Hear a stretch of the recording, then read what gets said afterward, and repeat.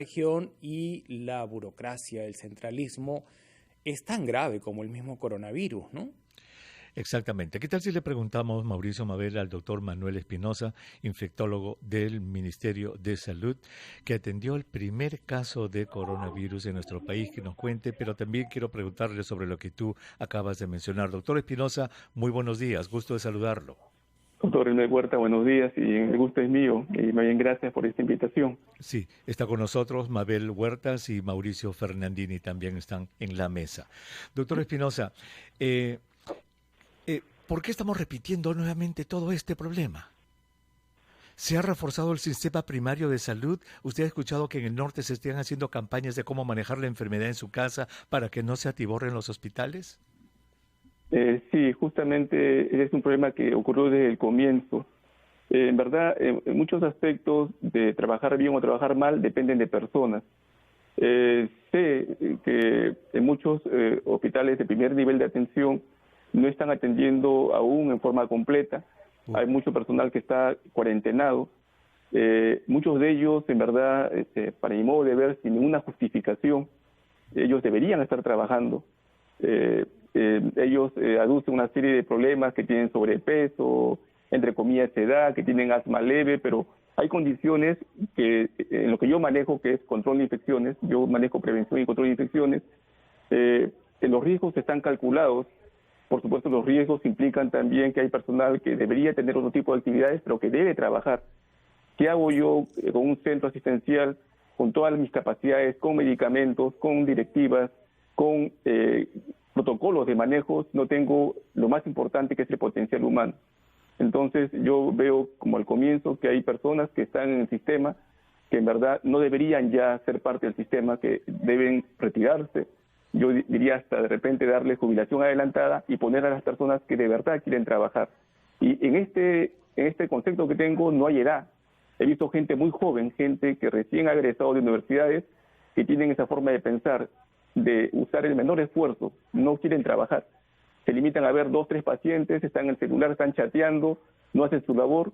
Y un gran error también que he visto en otros lugares del país es que en los centros más críticos, como las unidades de emergencia, ponen profesionales recién egresados, con muy poca experiencia y, por supuesto, con muy poco conocimiento. Y esto debe cambiar. Doctor, es muy serio lo que Gravísimo. usted nos está diciendo, es muy grave, Gravísimo. muy serio. Gente que no quiere trabajar y no se puede hacer nada, doctor. ¿Tienen algún tipo de protección o algo? Yo pienso que sí, o sea, yo pienso que esto ocurre en todo el sector. No solamente hablo del MINSA, hablo de salud, hablo de fuerzas policiales, hablo de fuerzas armadas, defensa. O sea, esto está ocurriendo en todo el sector, hasta en la parte privada. Incluso hay colegas, por ejemplo, que trabajan en el sector salud, en MINSA, no van a trabajar, por supuesto, están cuarentenados, entre comillas, pero sí están, que acuden a las clínicas. A las clínicas privadas, claro. Exactamente, no es moral, no es ético, ¿no? Es algo que a mí me molesta tremendamente y, por lo tanto, vuelvo a repetir, si no quieren trabajar, por favor, que se retiren, ¿no? Que se jubilen. No sé si en un momento dado va a tener que haber una salida de este Doctor tipo, Espinosa, una jubilación y usted así a ojo de buen cubero, ¿sabría qué porcentaje de los trabajadores de la salud se encuentran en esta situación que usted acaba de describir? Aproximadamente son cerca de 25% de trabajadores que están en estas condiciones.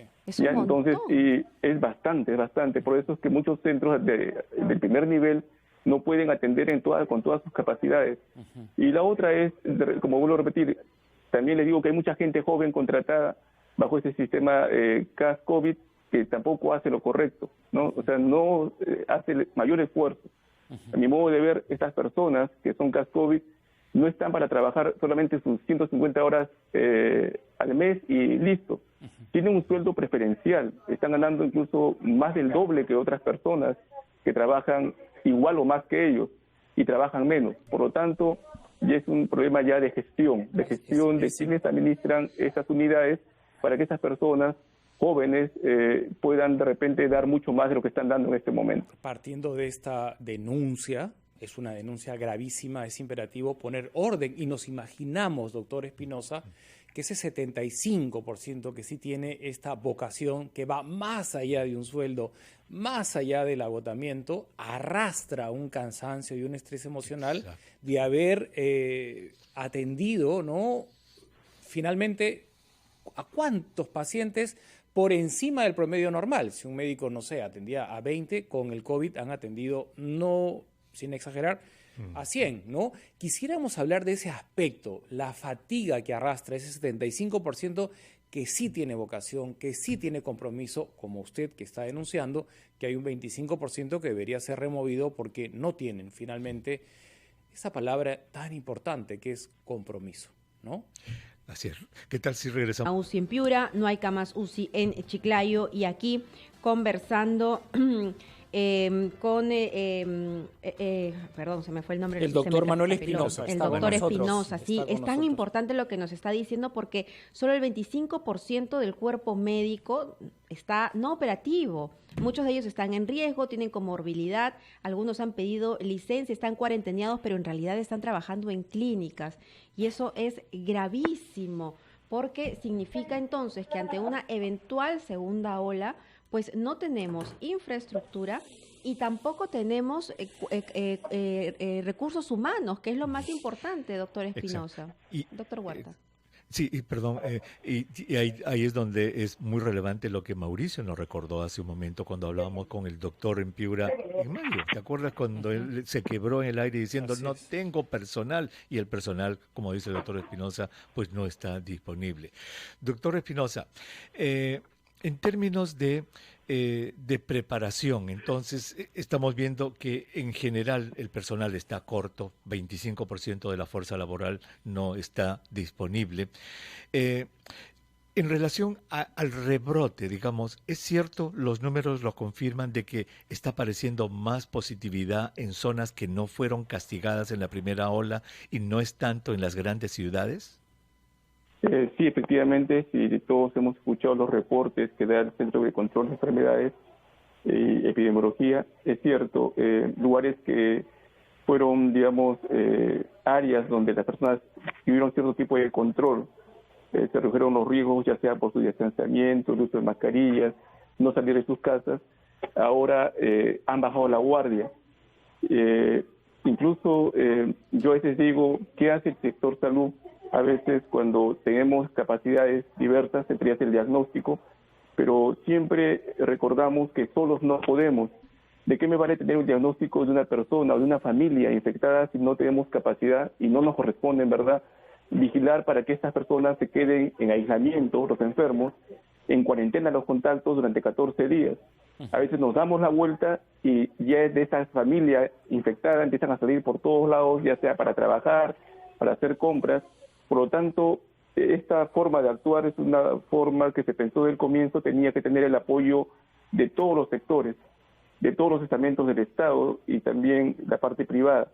¿Cómo hacer que la gente se comporte y haga lo correcto? Es bastante difícil.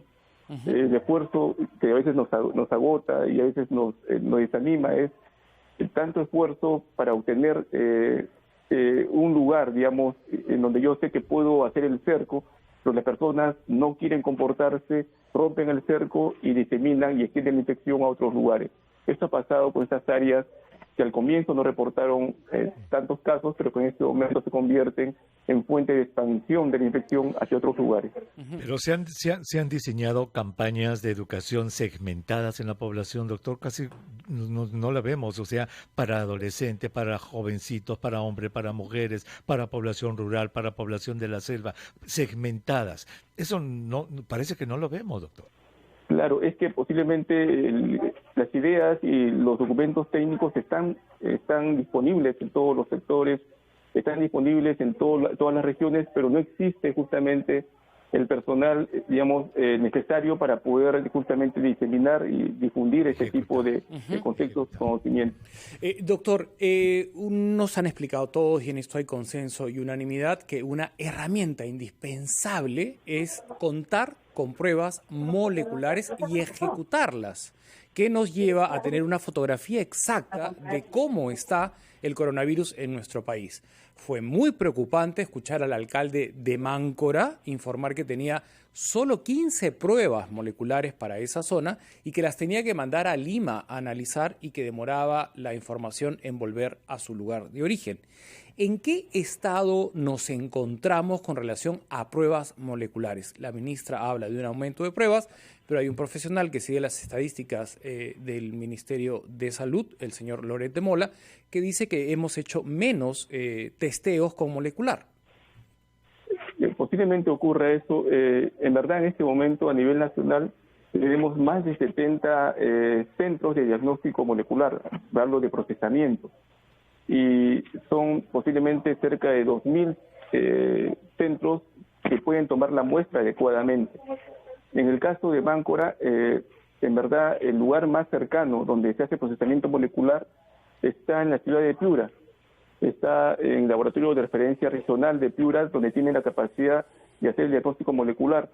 Y solamente en Máncora ellos toman la muestra con un kit de toma de muestra. Toman hisopado nasal, hisopado faríngeo, lo ponen en un container que tiene un medio de transporte viral, en un termo, a una temperatura de entre 2 a 8 grados centígrados, debe llegar antes de las 48 horas al laboratorio y lo procesan.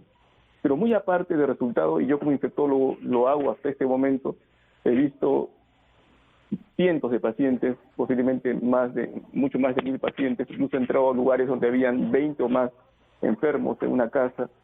Yo no me he infectado en este momento, pero no me he infectado por suerte, sino no me he infectado porque implemento medidas de control de infecciones que se hacen antes de entrar a la casa, durante mi estadía en la casa y luego de salir de la casa. Son medidas, digamos, que implican disciplina y entrenamiento. Doctor Espinosa, y en estos 10, cerca de 10 meses que usted ha vivido, 9 todavía, y ha visitado tantos espacios, tantos lugares, entendemos que todos ustedes, el cuerpo médico, han sido testigos de momentos muy duros. ¿A qué momento no le gustaría regresar? ¿Cuál es el momento que marcó no solamente su mente, sino también su corazón? Fue durante el mes de junio, julio, cuando veía con impotencia, cuando todo el nivel, digamos, el primer nivel de atención estaba cerrado y la atención solamente eran los hospitales colapsados y sin oxígeno. Cuando un paciente con la COVID-19 se hospitaliza por un motivo importante, porque ya tiene neumonía y su neumonía requiere sí o sí oxígeno. Yo no concibo que alguien se interne en un hospital y no le pongan oxígeno porque sencillamente no hay. Esa impotencia de estas personas que me llamaban constantemente los familiares, que ya no podían verlos, que no sabían nada de que se internaron y luego después de 2 o 3 días me decían, acabo de recoger el cuerpo y me duele mucho recogerlo sin haberme despedido, ¿no? Entonces esa parte dura de escuchar al día 10 llamadas diarias con lo mismo, para mí fue frustrante, ¿no? Me desanimó un poco. Uno no es de piedra, uno también se quiebra muchas veces. No tengo temor a infectarme o a enfermarme. Creo que los que trabajamos en esto estamos preparados, es parte de nuestra labor. No quiere decir que sea descuidado, ¿no? Que sea imprudente, sino que sabemos que el riesgo baja, pero en un momento dado puede ocurrir. De mis compañeros de la Universidad de San Marcos, varios han caído, hay varios muertos, hay varios que han podido salir después de varias semanas de estar en unidad de cuidados intensivos. Personas profesionales muy dedicados, muy entregados. En este momento hay 2 que están también luchando por vivir.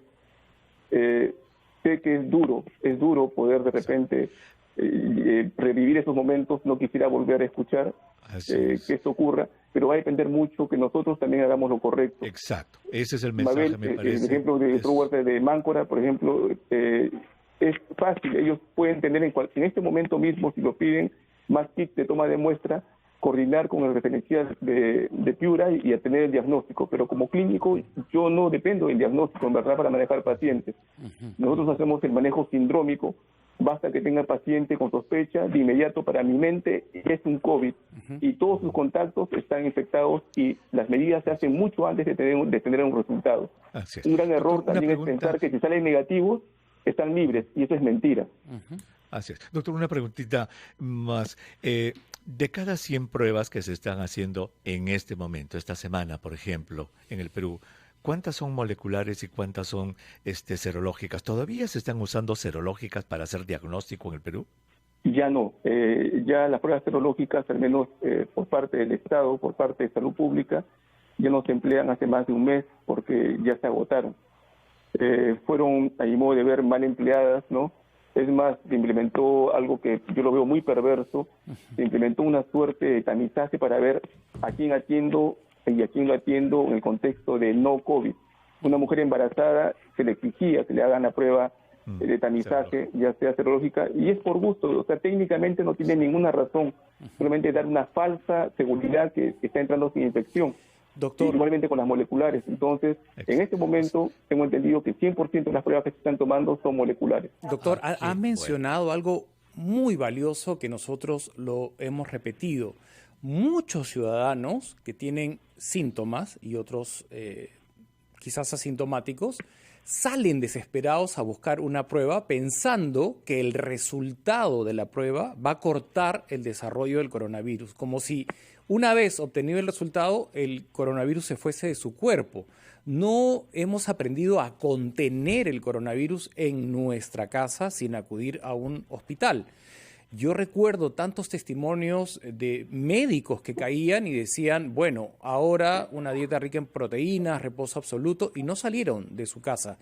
Quisiéramos insistir, porque es mejor ponernos en el escenario de esa segunda ola, ¿no? Hablamos de segunda ola, como dijo el doctor Huerta, nunca hemos llegado a 0 casos, pero bueno, repetir ese mensaje que acaba usted de decir, o sea, ¿qué gana el alcalde de Piura pidiendo más pruebas moleculares si la población, una vez que da positivo al coronavirus, sigue haciendo su vida normal y lo va desparramando de bolichera en bolichera, de bichería en cevichería, porque esa sintomática ya ha dado positivo? Ahí me parece que no nos hemos terminado de acuerdo y quisiera comprometerlos a ambos, doctor Huerta y doctor Espinosa, a conversar con los oyentes en el siguiente bloque, porque yo sí encuentro un vacío profundo en nuestra conducta en medio de la pandemia.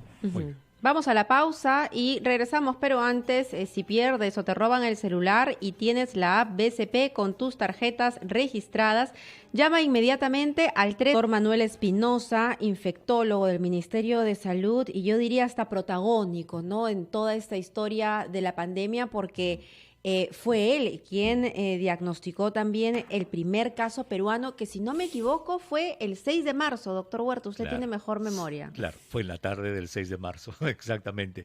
Doctor Espinosa, llévenos a ese momento, ¿cómo fue? ¿Cuál fue? ¿Qué se esperaba? ¿Cómo fue ese diagnóstico? Sí, la verdad sobre este paciente, el gran valor está en él mismo. Este paciente, su primer nombre es Luis. Él fue el que buscó justamente el ser diagnosticado, porque después de venir de Europa, él presentó algunas manifestaciones, ya sabía que había problema pandémico, ya había agarrado más de 3 continentes en ese momento, y fue a una clínica, buscó un hospital y nadie le hacía caso, ¿no? Decían, no, ¿para qué? Porque en ese momento deben ustedes recordar que la definición de caso era un paciente grave, con neumonía, ¿no?, internado en un hospital, en quienes deberíamos hacer el diagnóstico. Bueno, fue a una clínica privada, fue a una IPRES del sector salud, se obtuvo la muestra y el día 6 de abril, 6 de marzo, el INS lo reportó como positivo con la técnica RT-PCR en tiempo real. Es más, nuestra técnica de RT-PCR salió mucho antes que la de los paraguayos, ¿no?, que se jactan de tener un diagnóstico molecular hecho por ellos mismos, salió mucho después del nuestro. Posiblemente ellos hicieron las cosas mejor, ¿no? Hicieron mejor el cerco que nosotros. Y este joven después fue evaluado con toda su familia, se hicieron círculos de, vamos a llamar, generaciones, se encontraron a muchos de ellos infectados, niños, adultos mayores, vecinos, a la novia y así. Otra cosa que fue como el contacto, ¿no?, contacto y más amistades, colegios, encontramos a muchos infectados en ese momento. Doctor, en mi caso, lo anecdótico es que no me correspondía ver al paciente. Era otro colega que tenía que ir a ver al paciente, sino que estaba ocupado en una publicación y me llamaron porque no había otro infectólogo en ese momento, así que acudí, ¿no? Esa es la parte anecdótica. Doctor, en ese contexto, siendo que usted fue parte del equipo del personal del Ministerio de Salud que diagnosticó el primer caso, el caso número 1, ¿qué reflexión le merece que ahora estamos en más de 1 millón? Sí, a veces pensamos que lo correcto no se va aprendiendo con el tiempo. Se invirtió mucho dinero inicialmente en intentar contener el ingreso de infectados en aeropuertos. Luego hubieron publicaciones, ¿no? Donde ese esfuerzo tan costoso de hacer contención en aeropuertos, sin haber hecho ya de repente las medidas más efectivas, que es el cierre de aeropuertos, solamente te detecta entre el 1 al 10% de los que vienen infectados asintomáticos. O sea, mucha gente pasa, ¿no? Y así llegaron posiblemente miles de infectados, ¿no? A diversas partes del país, y luego se diseminó. Y yo pienso que en verdad no tenemos 1 millón. Yo siempre dije desde el comienzo, ¿no? Desde que vimos los primeros casos, no tenemos 1 caso ni 10 casos. Tenemos, yo le decía al comienzo, miles de casos, miles de infectados en el Perú, sino que no lo detectamos en este momento. Claro. Posiblemente en este momento tenemos ya millones de personas infectadas, no sé cuántas en verdad, ¿no? Millones que siguieron transmitiendo, y en este momento va a ser difícil, solamente nos podrán orientar un poco los estudios de cero prevalencia con sus limitaciones, porque lamentablemente los anticuerpos desaparecen en poco tiempo. Tal vez se infectaron, tal vez estuvieron incluso enfermos, pero ya cuando hago el tamizaje de cero prevalencia ya los detecto como no reactivos, no los cuento porque ya los anticuerpos desaparecieron. Estamos aprendiendo. Doctor, en ese sentido, permítame recordar los testimonios de la doctora Zulema Tomás, que dio positivo, fue ministra de Salud, cómo se aisló, no compartía cubiertos, y fue muy didáctica, ¿no? En el sentido de cómo contener el coronavirus, ¿no? Ella no fue a un hospital porque no lo necesitó. En el caso del doctor Ugarte, me parece que sí fue al hospital, pero luego salió y nos contó de una dieta que era rica en proteínas y cómo ha quedado estupendamente bien. ¿Por qué finalmente no tenemos una campaña, ¿no? Que reafirme la importancia de cada peruano para cortar la cadena de contagio, o, aún dando positivo, cómo debemos comportarnos? Porque hablamos de Mesa Redonda, de Máncora, de las playas, de los centros comerciales, como si no hubiésemos perdido, y usted mismo lo ha dicho, que aunque digan 70.000, probablemente tengamos más vidas perdidas, ¿no? En verdad, digamos, vuelvo a repetir que es un trabajo que excede la capacidad del Ministerio de Salud, excede la capacidad del sector salud, y otros sectores tienen que involucrarse. Yo pienso que el sector de educación, los gobiernos locales tienen que hacer el mayor esfuerzo para que se siga difundiendo, y más que difundir, porque a mí no me interesa la difusión, me interesa que se haga la práctica, o sea, que de verdad se haga el esfuerzo voluntario, idealmente, de aislar a los enfermos, cuarentenar a sus contactos por 14 días, y si en una casa tengo 30 personas, porque hay casas donde usted entra y hay familias, tíos, primos, ¿no? De esa casa no me sale nadie por 14 días. No existe el trabajo, no existe otro tipo de obligaciones, pero el Estado también, o el gobierno local, tiene que darles alimentos, tiene que darles útiles de limpieza, tiene que ver por otro tipo de gastos que puedan tener, con la intención de contener la infección, de evitar que se siga expandiendo a otros lugares.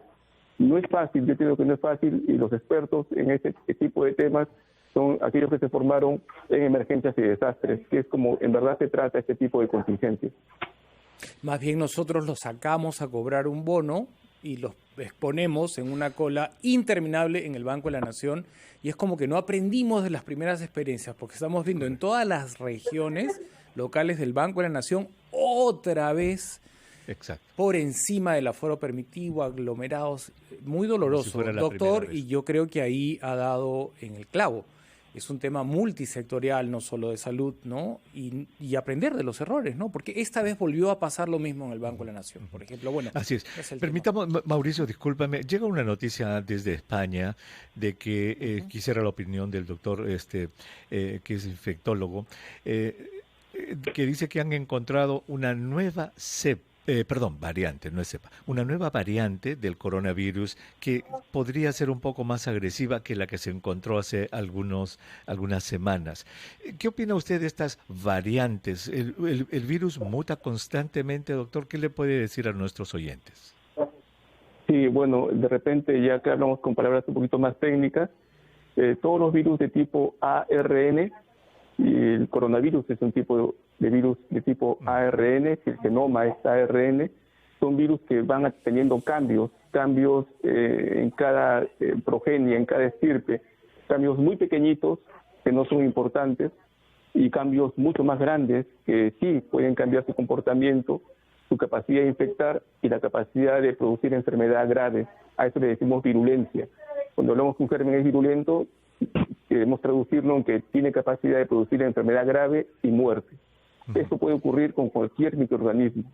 Por lo tanto, la nueva realidad que se habló desde hace mucho tiempo es una nueva forma de comportamiento de ahora en adelante, no solamente pensando en el SARS-CoV-2, pensando en muchos otros gérmenes como influenza que siguen mutando, que siguen cambiando, en la cual, digamos, las personas ya han aprendido y tienen que seguir aprendiendo que esto va a ocurrir en cualquier momento. Durante 30 años nos hemos preparado, en mi caso como infectólogo orientado a la salud pública, a esperar ese momento donde un nuevo germen, un microorganismo emergente, empiece a diseminarse por todo el mundo y empiece a matar a millones de personas, como ocurrió hace poco más de 100 años, en el año 1918, en el año 19, con la gripe española. Al parecer la variante que se encontró hace algunas semanas, ni esta que acaban de descubrirla, parece que afectan el uso de las vacunas, así es que vamos a estar muy atentos a cómo se desarrollan las cosas, pero su mensaje ha sido bien escuchado, doctor. Tenemos como peruanos, como peruanas, que impedir la infección, seguirnos cuidando, no bajar la guardia, que esto se está calentando muchísimo. Doctor Manuel Espinosa, muchísimas gracias por haber estado con nosotros en el programa. Gracias, doctor. A ustedes, más bien, gracias, doctor Huerta. Solamente también recordarles, si me permite unos segundos, que la vacuna para mí no va a ser la solución. Correcto. Porque posiblemente, saben ustedes que es una vacuna de emergencia, va a tener que ser mejorada con el tiempo y las personas van a tener que tener un comportamiento que se dijo desde el comienzo: distanciamiento, higiene de manos, si queremos un familiar, no ir a visitarlo y, por supuesto, el uso de mascarillas. Muchas gracias por todo. Mabel. Gracias a usted. Muchas gracias. Doctor, felices fiestas. Muchas gracias. Felices fiestas, doctor. También. Así es, Mauricio Mabel. Mira, la situación está calentando. Se estamos volviendo a mayo, abril de este año, triste, lamentablemente. Y esto refuerza que todos y cada uno de nosotros tenemos que ser muy responsables con lo que hacemos, y empieza con estas celebraciones de fin de año, Mabel. No invitar a gente que no vive en la casa y, como dice el doctor, celébrala con tu grupo familiar. Eso es lo mejor que podemos hacer. Doctor, nos estamos viendo. Muchísimas gracias también. Gracias, doctor. Por supuesto, como todos los días, nos estamos hablando. Son las 11 de la mañana con 1 minuto. Vamos con los titulares de la hora y regresamos.